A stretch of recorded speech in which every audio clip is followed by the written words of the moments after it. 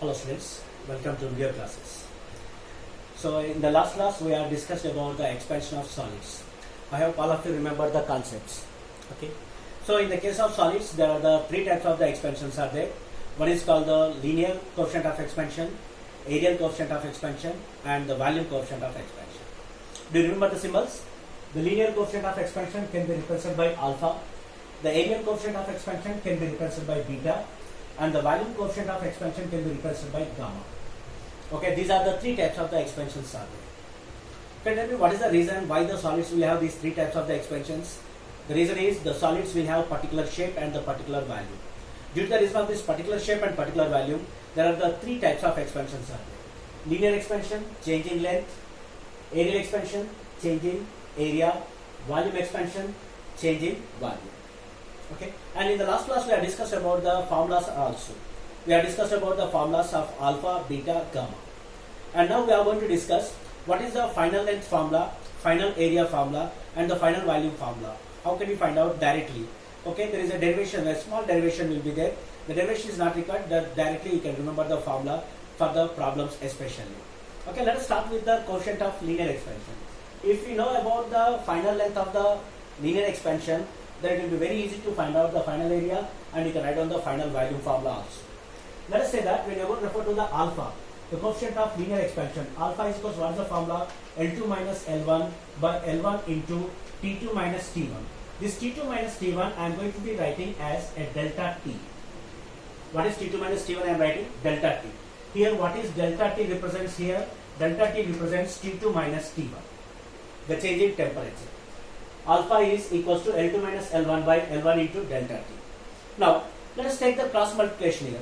Cross multiplication means this term is going to be multiplying it here. Then what happens here? That implies this can be written as L2 minus L1 is equals to, it becomes alpha into L1 into delta T. L2 minus L1 is equals to alpha into L1 into delta T. And L1 is going to right side. It will becomes plus.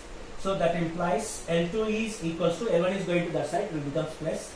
That is L1 plus alpha into L1 into delta T. Could you tell me what will be taken as common from the right side? The L1 will be taken as common from the right side.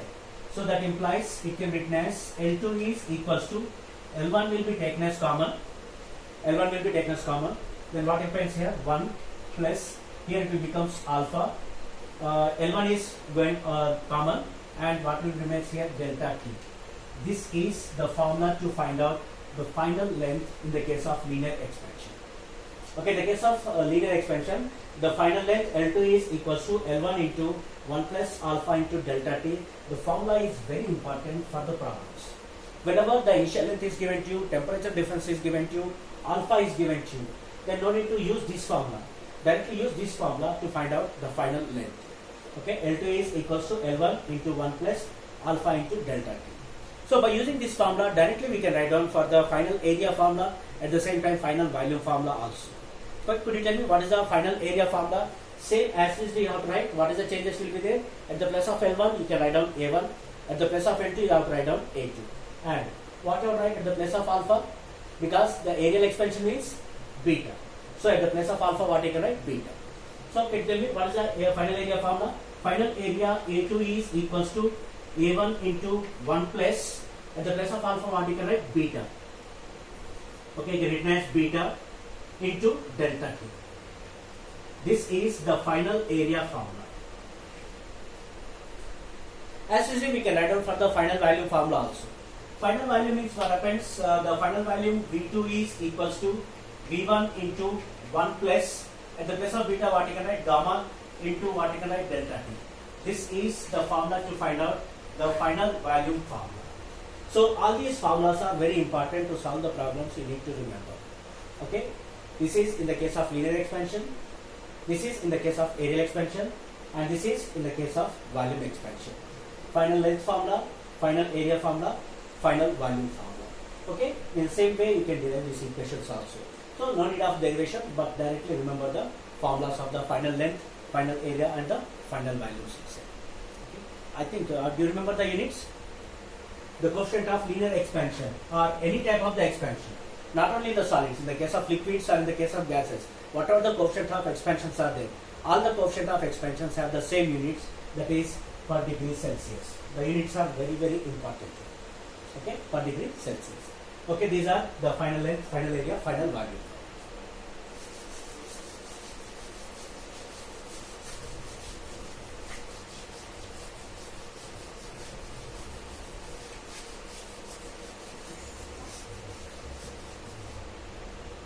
So next, our next concept is to find out the relation between alpha, beta, gamma.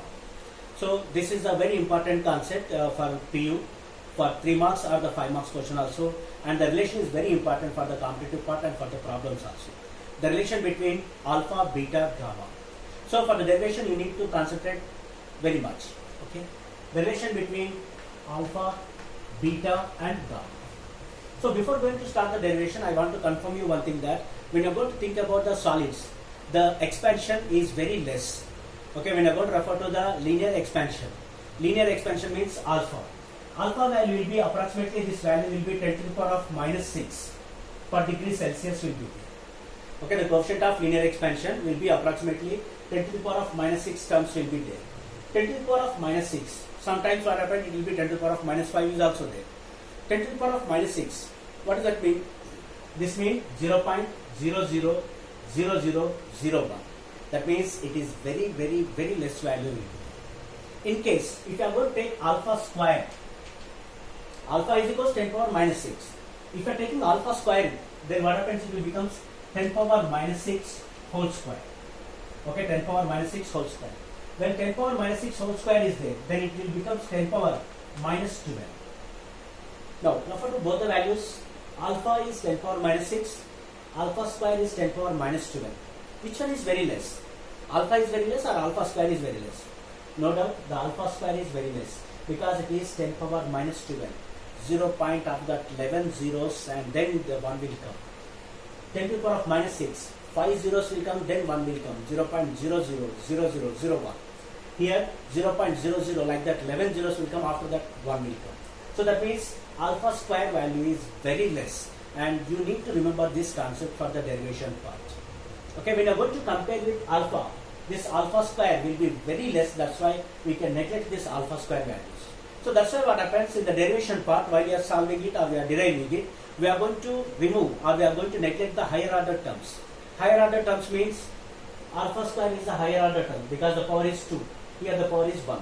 If the power is more, that will be called as a higher order terms. So we are going to neglect the higher order terms in this derivation. And why you are neglecting, you should know about that. Why you are neglecting them? Because the higher order terms values are very less when you are going to compare with the normal less values of the alpha values itself. Okay, that's why we are going to be neglected. Okay, remember this concept. Now let us see how we are going to derive the relation between alpha, beta and gamma. So for this I am going to take a cube. Okay, first I am going to take a cube. The size of the cube will be taken as 1 unit.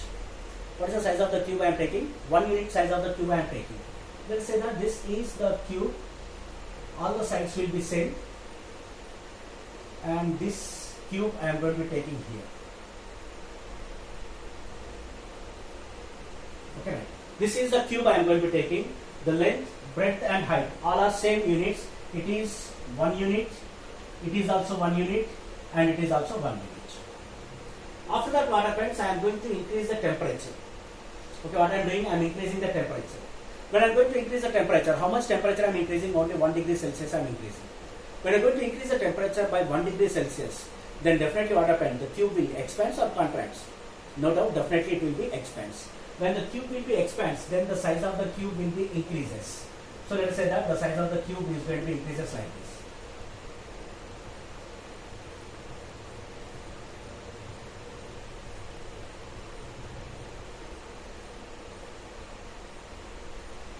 Okay, the size of the cube is going to be increases like this. How much length is going to be increased? It will be increased by 1 plus alpha. Okay, length is increases by 1 plus alpha. Breadth is also increases by 1 plus alpha. And height is also increases by 1 plus alpha. Because the expansion will be same. Because all are same in size. All are in same in size. That's why the expansion is also same. If I go to increase by 1 degree Celsius, then how much increase is there? The coefficient of linear expansion. The length is increased by 1 plus alpha, breadth is increased by 1 plus alpha, and the height is also increased by 1 plus alpha. Like that it is going to be changes. You must remember these changes what you are going to take. Okay, once again listen. First we are going to take a cube outside 1 unit. After that we are increasing the temperature by 1 degree Celsius. Then the each side will be increased by alpha or increased to 1 plus alpha. So length 1 plus alpha, breadth and the height is also equals to 1 plus alpha. Now we are going to find out the relation between individually. First I am going to find out the relation between alpha and beta. Okay. First I am going to take the relation between alpha and beta. So to find out the alpha and beta, first I am going to take about the areal coefficient. If I write down the areal coefficient, definitely we need to find out what is the A1 value and what is the A2 value. What is the A1 is initial area. A2 means final area. Delta T means temperature difference. How much temperature difference we are taking? Only 1 degree Celsius we are going to be increasing here. So let us write down first what is A1 value. Okay, when you are going to be write down A1, A1 is equals to means initial one. Area means what you can take length into breadth. Okay, area means what you can take length into breadth. That means 1 into 1. So it is 1 into 1, that is equals to 1 unit. 1 into 1 is equals to 1 unit. Next one, find out the final area. Final area A2 is equals to. Final area A2 means what happens after heating it. So what is the length into breadth means? Length is 1 plus alpha, breadth is 1 plus alpha. 1 plus alpha into 1 plus alpha. 1 plus alpha whole square. So it can becomes 1 plus alpha whole square. What is the formula? It is A plus B whole square formula. According to A plus B whole square formula, okay, you can simplify as A square plus B square plus 2AB. Okay, let it be write down like this only first. Next thing, what is the temperature difference? Temperature difference delta T is equals to. Temperature difference delta T is equals to how much you can write? 1 degree Celsius. Why the temperature difference is 1 degree Celsius? Because we are increasing only 1 degree Celsius only are increasing here. Okay, these are the values. A1 is there with you, A2 is there with you, and delta T is also there with you. Now we can substitute the values in the areal coefficient. So the areal coefficient beta is equals to, what is the formula? A2 minus A1 by A1 into delta T. A2 minus A1 by A1 into delta T. That is equals to, A2 means what you can write? 1 plus alpha whole square minus A1 means what you can write? 1 by A1 means what you can write? 1 and delta T means how much you can write? 1 again. Go on, simplify this equation. Beta is equals to, okay, beta is equals to 1 plus alpha whole square, A plus B whole square formula. According to A plus B whole square formula, A square plus B square plus 2AB. That means what you can write? A square means what you can write? 1 plus B square means what you can write? Alpha square plus 2AB means what you can write? 2 alpha minus 1. Denominator 1 into 1, no need to write down the denominator itself. Any terms will be cancelled here. Alpha, 1 is going to be cancelled here. Now what are the terms which remains here? Alpha square is remains here and 2 alpha remains here. Alpha square and 2 alpha. Which one is the higher order term here? Alpha square is the higher order term and it is a lower order term. And just now I told you that alpha square value is very less when you are going to compare with the alpha. Alpha value is approximately 10 to the power of minus 6 will be there. If I go to take the alpha square, it will become 10 to the power minus 12. So that 10 to the power minus 12 value is very less when you are going to compare with this alpha. So that's why what happened, you can neglect this alpha square. So when you are going to neglect this alpha square, then what will be remains here? Beta is equals to, we are going to have 2 alpha. This is the relation between beta and alpha. Okay, this is the relation between beta and alpha. Beta is equals to 2 alpha. So you can call it as the equation number 1. Okay, this is the equation number 1. Okay, first relation we are completed. We have calculated the relation between alpha and beta. Next we have to find out the relation between alpha and gamma. Next we are going to find out the second relation. We are going to find out that is the relation between alpha and gamma. Okay, to find out the relation between alpha and gamma. So to find out that, we are going to take the gamma, volume coefficient. Volume coefficient means we have to find out the initial value and the final value. Okay, let us write down the values here. The relation between alpha and gamma. First I am going to take V1 is equals to. Okay, V1. What is V1 is equals to before heating? Volume is what you can take, length into breadth into height. Length, breadth and height. 1 into 1 into 1. How much you are going to get? V1 is equals to 1 into 1 into 1, that is equals to 1 unit. Right. Next, you have to find out V2. Okay, you have to find out V2. What about V2 is equals to? V2 is equals to means length into breadth into height. 1 plus alpha, 1 plus alpha, 1 plus alpha. That means 1 plus alpha into 1 plus alpha into 1 plus alpha. 1 plus alpha whole power 3. So 1 plus alpha whole power 3. So this is V2. Next, what about you have to find out the temperature difference? Delta T is equals to how much you are going to take? 1 degree Celsius. The temperature difference is 1 degree Celsius you are taking. Okay. Now we have all the values are there with us. V1 is there with us. V2 is there with us. Delta T is there with us. Now, go and substitute the values here. Gamma is equals to, what is the formula? V2 minus V1 by V1 into delta T. V2 minus V1 by V1 into delta T. That is equals to, V2 means what I can write? 1 plus alpha whole power 3 minus V1 means what I can write? 1 by V1 means again what you can write? 1. Delta T means 1 degree Celsius. So this denominator will become 1 only, and this is 1 plus alpha whole power 3. What is the 1 plus alpha whole power 3? A plus B whole cube. What's the formula of A plus B whole cube? A cube plus B cube plus 3A square B plus 3AB square. Okay, 3A square B plus 3AB square. So this is the formula. Okay, go and simplify according to that formula. So that implies it can be written as gamma is equals to, first A cube. A cube means 1 power 3. 1 power 3 means 1 plus B cube means alpha cube plus 3A square B. 3A square B means 3 1 square into alpha, that is 3 alpha, plus 3AB square. 3AB square means 3 into A into alpha square. 3A into alpha square. Minus what is there? Minus 1. Denominator already it is 1 is there, no need to write down. What are the terms cancels here? 1 1 plus 1 minus 1 is going to be cancels. Alpha cube 3 alpha plus 3 alpha square. So out of these three terms, so what are the higher order terms? 3 alpha square is the higher order term, alpha cube is also higher order terms. These higher order terms values are very less when you are going to compare with the alpha. So that's why alpha cube and 3 alpha square you are going to be neglecting. Then what happens? Gamma is equals to what will remains here? 3 alpha will remains. That means what I can write? Gamma is equals to 3 alpha. This is the another relation which can be called as the second equation. So right up to now we have done the two derivations we have derived. One is the relation between alpha beta, and then we have derived the relation between alpha and gamma. Gamma is equals to how much you get? 3 alpha, and beta is equals to how much you got? 2 alpha. And earlier class we have already discussed that in the case of alpha, beta, gamma, which one is more? Gamma is greater than beta, beta is greater than alpha. Okay, here we are going to take the three relations are there. Based on these relations we are going to find out the final relation, the relation between alpha, beta, gamma. So to find out them,